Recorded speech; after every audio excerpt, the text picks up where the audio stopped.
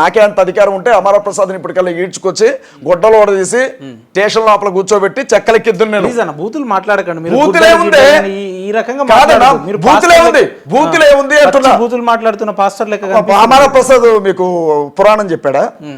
కావ్యం ఏమన్నా రాశాడా ఏంటి అమర ప్రసాద్? అందులో కావ్యం ఏమన్నా రాశాడా?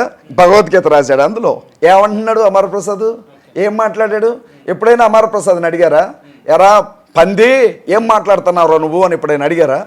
వాడు మాట్లాడింది మీకు ఎందుకన్నా అంత అమృతంలాగా కనపడుతుంది చెవులకి? నేను మాట్లాడితే కోపం వచ్చేస్తుంది ఎందుకు మీకు? ఎందుకు మీకు అంత అవసరం ఎందుకు వస్తుంది మరి వారి పేరు చెప్పంగానే? అమర అన్న ఒక విషయం చెప్పనా, ఆ కామెంట్ పెట్టిన తర్వాత మళ్ళీ నా కోసం ఒక కామెంట్ పెట్టాడు, అది కూడా మీకు ఇస్తాను, ఇప్పుడు మీరు చదవాలి. మీరంతా నాతోనే చదివిస్తున్నారు కదా. ఎందుకంటే మరి అజయ్ బాబు అబద్ధం చెప్తే ఫేస్బుక్ లో అంటే పాపం ఏదో ఇబ్బంది అయిపోయింది. ఫేస్బుక్ లో అమర ప్రసాద్ కాదు, అమర ప్రసాద్ కోసం ప్రత్యేకంగా నాకు తెలుగు పెద్దగా రాదు, తెలుగు వచ్చిన వాళ్ళతోనే చదివిద్దామే. ఎట్లంటే ఎట్లా చెప్పు? ఇంకో అమర ప్రసాద్ని కొంచెం వెనకేసుకొని వచ్చిండ్రు, మంచిది మీ అభిమానం, మీరు హిందువు కాబట్టి. ఇప్పుడు నేను దయచేసి వెనకేసుకొచ్చి అనవద్దు, మేమంతా నిష్పక్షపాతంగా ప్రజల వైపు నిలబడతామండి.